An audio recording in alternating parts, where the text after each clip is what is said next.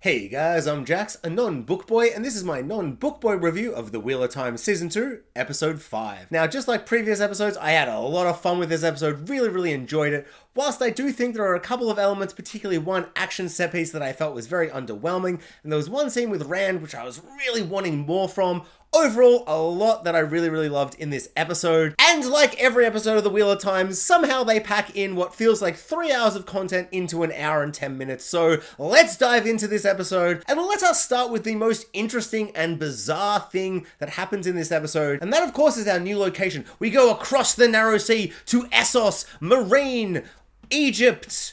I don't know what it's called in this universe, but it's given me strong Daenerys in Slaver's Bay vibes. It's like just, I don't know, the Egyptian vibe of it all, the deserts, the way the structures all feel like, the way that these people feel like slavers, the way they collar people. They put the weird muffler things on all their magic witch ladies' mouths, and just a bunch of weird stuff. And I would love to say that I will one day know what this place is called, but as far as I'm concerned, it is the land of the fingernail people, because... Yes, a lot of things happen to do with plots and story and character and just so much going on there, but I really couldn't get past the aesthetic of these long fingernails, just viscerally upsetting, to the point where there was a moment where two people are having a conversation, and not just two random people, like the main secondary queen or, you know, lieutenant lady to High Lord Turak, the king of the fingernail people. Loved him. Would love to keep calling him High Lord Turak, because great name. But he's the king of the fingernails. And so not only do these people have long, disgusting, very impractical fingernails that I just do not understand. I'm not trying to be culturally insensitive. I get it. It's just like a thing they do. But I still was just viscerally like, they just seem too long. How are you going to pick up a beer or grab a delicious strawberry and eat it? Like every time you eat, you'd be like, trying to like hold it up, make sure your giant Wolverine claws aren't stabbing you. It just seemed insane. And at first I'm like, whoa. This guy's a king, and this guy's clearly some kind of high lieutenant warrior lady, and she's got a big mask veil thing on, and she's doing a whole thing. And so maybe that's just like the longer your fingernail, the more kind of power you hold. But in the privacy of your own home, you'd take your fingernails off and you'd, drink a beer, have a strawberry. Do sexy times in the bed, because you don't want those fingernails in there. Do you? No, you don't. I mean, like, I wouldn't. I don't think I need to explain why they seem impractical in every sense of the word, in every situation you would be in. I mean, just imagine driving a car and just like, well, no, they wouldn't drive cars, I suppose. Imagine riding a horse and you're like holding the reins, but then your fingernails just into the throat of the horse, killing the horse. How many horses need to die? I mean, we'll get to Moraine needlessly murdering a horse later. But yeah, so a lot happened with these fingernail tribe people. But honestly, I couldn't get past the fingernails. And then it just became worse when like our main person we've been following, our main lady, she takes her mask veil off and her haircut is just so odd. I don't know. It's like, I don't mind like shaved head or a weird haircut. I'm an older man now. Like, I know I look young and lively, but I'm old. I'm horribly old. And so sometimes you see a haircut and you go, wow, just a young guy's haircut. Not for me, but for them for sure. It's just a cultural difference. But these haircuts, just the hair is like they've shaved so much and the hair's so far behind. It's like a weird horse's mane at the end. I don't know, just the vibe of it just made me like, I don't know, it just viscerally upset me. And so there's a moment where our main lady person who gets execution style loses her fingernails and she's having a scene with Ishmael. And it ended and I was literally like, I have no idea what happened. Because I just kept thinking about their haircuts and the fingernails and the impracticality of it. And I was like, what did she say to Ishi? At one point, I think she threatened him. Not my Prince of Darkness, Ishi. No. And he goes, how dare you? And she's like, oh, no. And she kind of worm-tailed onto the Voldemort of him. And I just loved that. But what did they say? I don't know. Because I was horrifyingly enthralled and just wrapped up in the elongated fingernail situation. Okay, I'm sorry, I can hear myself. Let's just throw the fingernails away. Let's just not deal with it right now. No, you know what? I changed my mind. I was going to start talking about the plot and the Horn of Valyrian, what's possibly in that mystery box, that J.J. Abrams mystery box that apparently has a Horn of Valir, but we don't even see what's in there. I'll get to that. We'll get to the plot, but one more fingernail thing. I just felt like at first, I'm like, well, that's just like a thing to show your power, but that like doesn't mean that much. But apparently it's something they must, like presumably from what the show shows us, that's something you have on you all the time. Because there's a moment where she's like, I went to take this farm or whatever. And he's like, how dare you take that farm village or whatever. And I'm like, was that a big deal? That didn't really seem like that big of a place. I'm surprised anyone even heard about it. Was it meant to be bigger, but the budget didn't show how like big and grand it was? Like, and also, I don't know what the map is. I don't know what like the geological positioning of everything is. And I don't even know what like these people's relationship to the mainland is. Let's call it Westeros. Let's call it Essos, because I just don't know. And so like, what's going on there? And so she's like, well, I took the town because of power or whatever. And he's like, how dare you? How dare you? Blah, blah, blah. And he's like, I will punish you for this. And I'm like, and he's like, kneel. And then Ishi, my sweet Prince Lord of Darkness, my betrayer of hope, Ishi, love him so good. Every time he speaks, I'm like, I'm just vibing this guy. I don't know what that says about me. So Ishi's like, kneel, and she's like, I guess I'll kneel. And she kneels, puts her hands out with the disgusting fingernails. I'll get over the fingernails soon, I promise. I said I promise, but I am not an Aes Sedai, and I'll be honest, that was a lie. And so she puts her hands down, and this executioner guy comes out with a big sword, and he's all like, I'm gonna behand you. Not just behand you once, behand you twice. Double behanding, and he goes to chop her hands off, and I'm like, oh my god. And then he cuts the fingernails off. And I'm like, what? And to show, just in case I wasn't aware of how important these disgusting fingernails were, there's like a slow-mo shot, as if it's like a head falling from a body, and the fingernails are like, and they fall on the ground. And I'm like, okay, so the fingernails are very important. It's some kind of showing of status in this culture. But not only that, the fact that he's done this, it's like, is this kind of like in some cultures where like the braids, like you keep growing your hair out until like as you keep killing and you haven't lost a battle, and then like, or like of shame, and you cut the hair, and it's like a sign that you've lost like the respect of your elders or your king of the fingernails or your high lord fingernail man or whatever. And so it's this sign of shame, of like disrespect for the high command of your culture. And she loses her fingernails, and it's tragic, which suddenly brings me back to the whole impracticality. So from what I gather, from what the show represents and shows us, those fingernails are on her all the time. Just disgusting. Like, like, at least with Wolverine, with his claws, he can, like, sheathe them like a sword. I can hear myself. I can see the runtime of this video already on my computer. I will stop talking about the fingernails now. The one thing I did catch in all of this Essos Moraine madness with all their fingernails and haircuts and all crazy stuff is that our crazy, weird, villain man, I don't know, he was there when the Forsaken were doing a big circle jerk of we're evil and we're wearing cloaks at the start of season 2. He was a big bad guy in season 1. I don't remember his name, but he was in the pilot, that guy. And he rocks up and he's like, hey, do you remember me? I'm like, vaguely, I wish you were in the show more. And he like has a box, and in the box is something called the Horn of Valir. I think. Once again, all these names are potentially wrong. I apologize. So he opens the box, and I love it. I love when someone goes full J.J. Abrams and just opens a mystery box and you don't even see what's inside the box. Pulp Fiction style. He just looks inside the box and he's like, ho, ho, ho, ho, ho. With this horn, potentially of Valir, or something starting with a V, I can control the universe, or defeat the world, or something ominous and powerful and scary.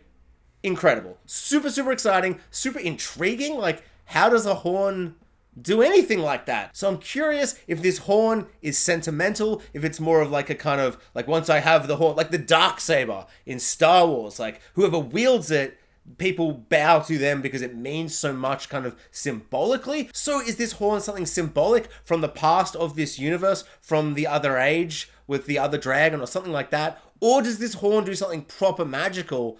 And I can't really wrap my head around what it could be at this point. Presumably we just haven't gotten that information in the show to kind of be like, oh, it could be this or this. I literally am just like, I have no idea what this horn could do. So yes, very curious about this Horn of Valir, and that like to start the episode with the cold open with him being like, oh my god, I got this sweet horn.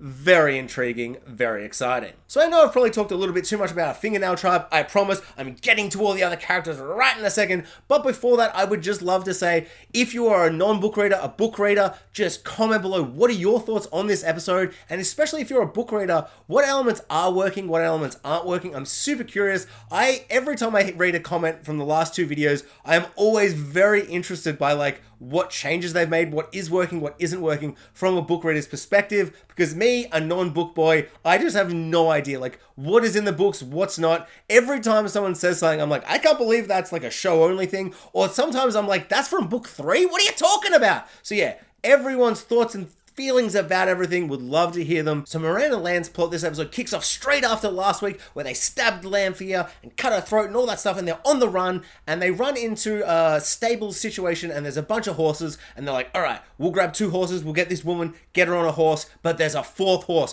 What are we to do with this 4th horse? We cannot let Lanfear grab this horse. So, what should we do? Well, let's bring the horse along with us and just like, we'll go riding and we'll just have the horse, you know, with a rope tied up running alongside with us.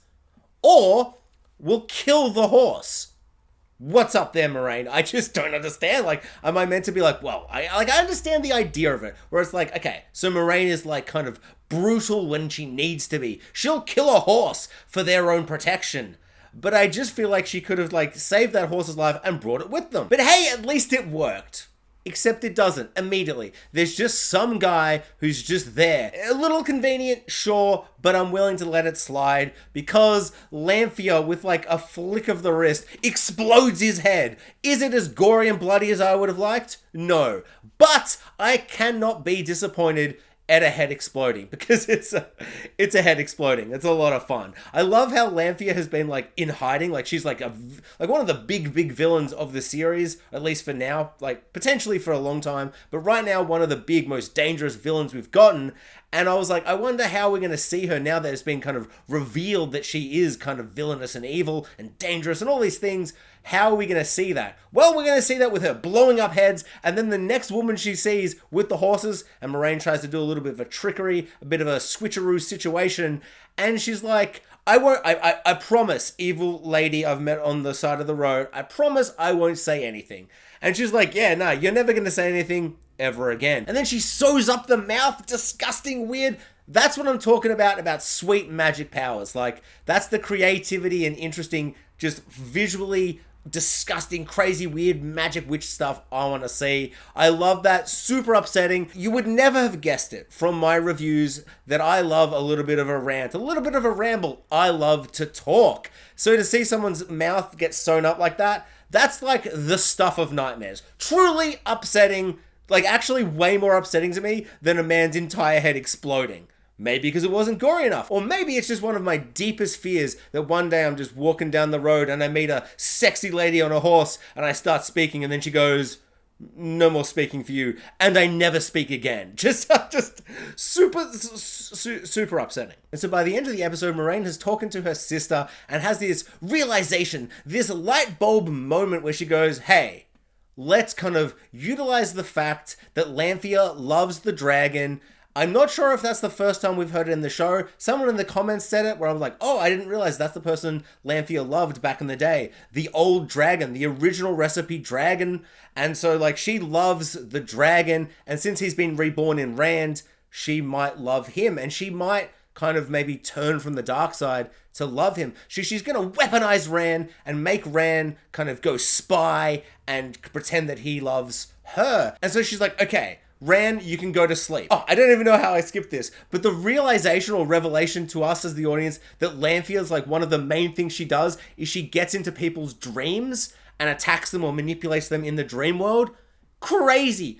Lanfear is a Freddie Krueger witch lady. Just what? Super scary. If you can get people in your dreams, really upsetting, really interesting and intriguing and visceral, upsetting kind of idea. And there's even a moment where like Rand's asleep, or we think it's Rand, and Ishi rocks up and he's like slides into bed with Rand. And there's a moment where their heads are so close and he like leans in and I'm like, is Ishii gonna, like, kiss Rand? And so I'm gonna be honest, guys, am I a little disappointed that Ishii and Rand didn't have some kind of dream sex scene? I just think that would be really interesting, and it will be confusing later on when Rand and him have some kind of magic duel, and they're like, do you remember that time we had sex in the dream world? And he's like, let's not talk about it now, Rand, we're fighting each other for the power of the universe or whatever.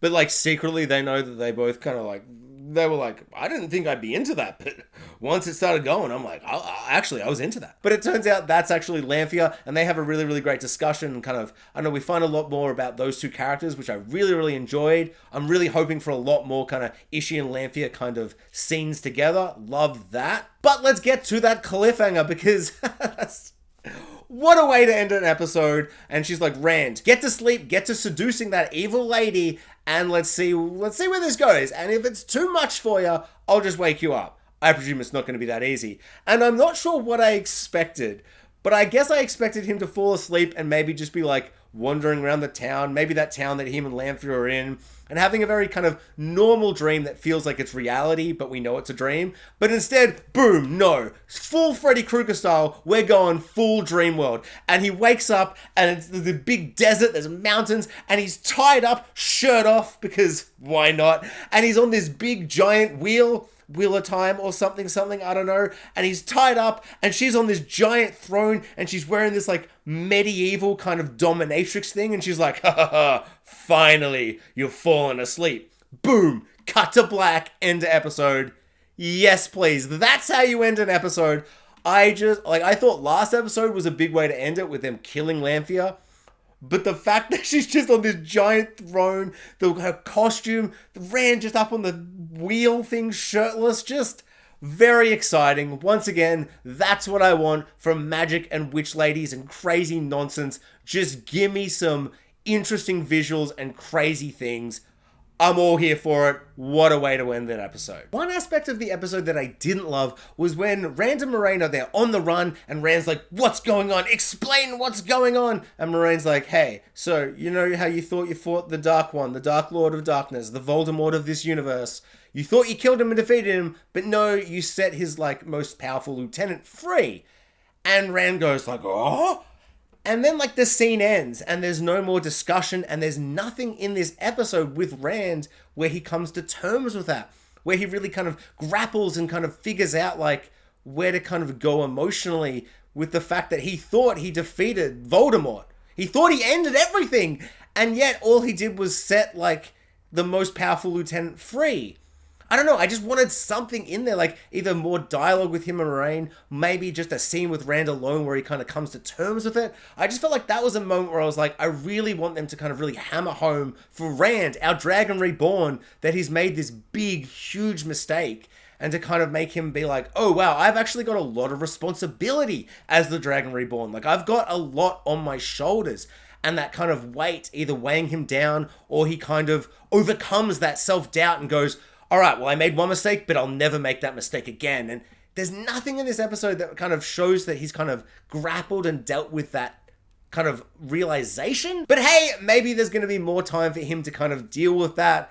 But I really feel like this episode, straight after hearing that, this is the time to make him realize and deal with it straight off the bat. And he doesn't have to, like, come to terms fully, but to at least kind of acknowledge it more than going, oh, okay, that happened. Run away! Horses! Kill a horse? Do we need to? No? Let's move on. So yeah, I don't know. I found that very, very disappointing. So we get the briefest of scenes with Nynaeve and the Red Woman, and she asks her, hey, are you evil because your son is dying? And it's implied that that's why she's turned evil, which is super interesting. So we get a little bit more context as to why she's evil, which I really, really enjoyed. I kind of maybe wanted a little bit more of them kind of discussing and talking about before she handed them over to the Lord of Fingernails. But I really do love that moment where she's like, was it worth it? Is it worth it? And the Red Woman, she doesn't really respond, but her look just says it all. Yes, it's totally worth it for my son. Love it. Super kind of, I don't know, understanding, like you can understand where she's coming from at this point.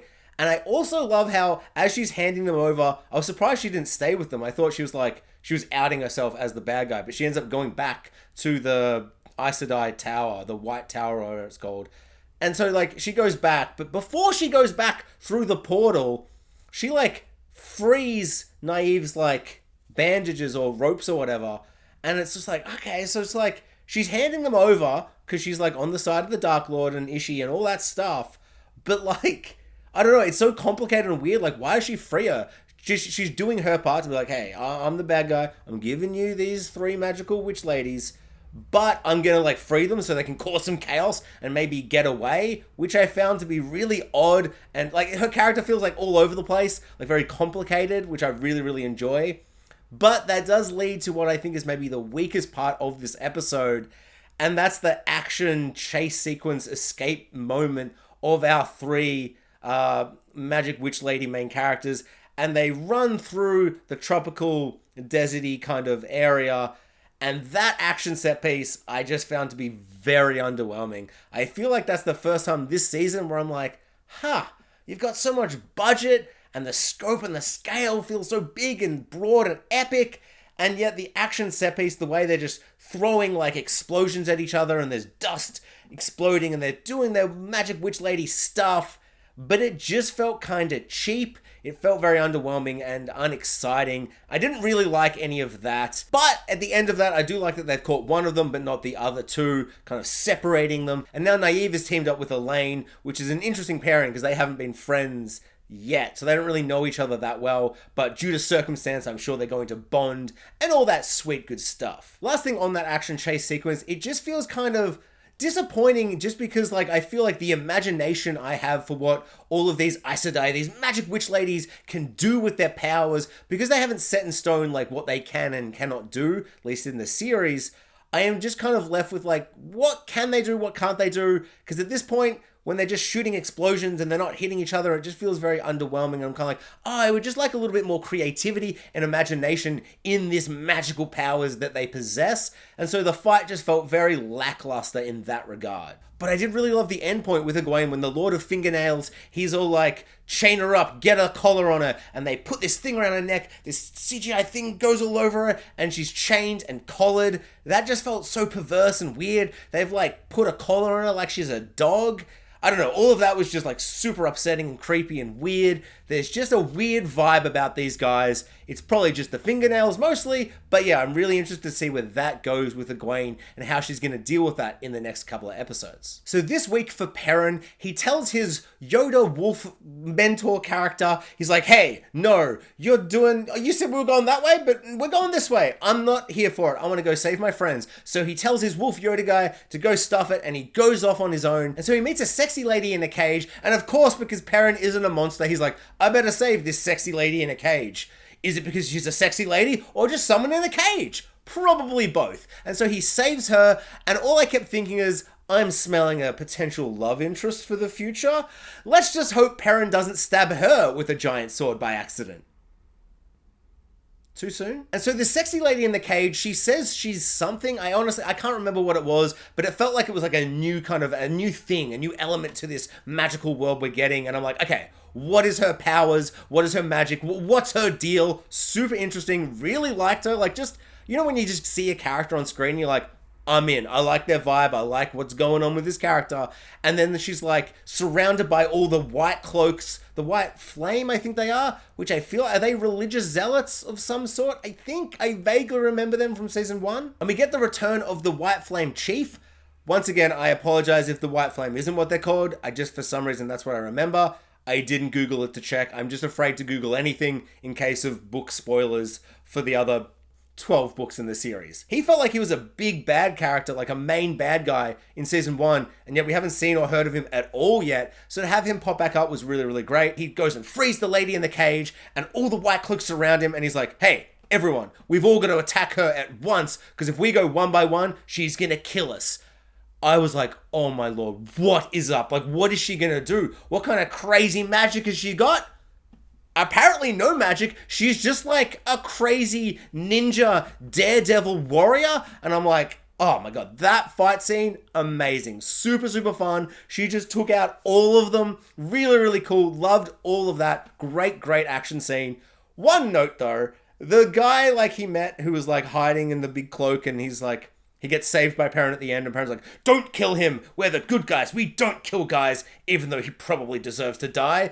a moment where you're like, I've seen too many things before, too much media, too many TV shows and movies to not just think you saving that guy is going to end so badly for you or somebody you love down the road. Like, that character's going to have someone he loves at some point and kill them, and he's going to be like, damn my empathy and mercy, damn me being a good guy character. I can already see that scene taking place, which I love. I love it. And it's really great to show that he has such a heart.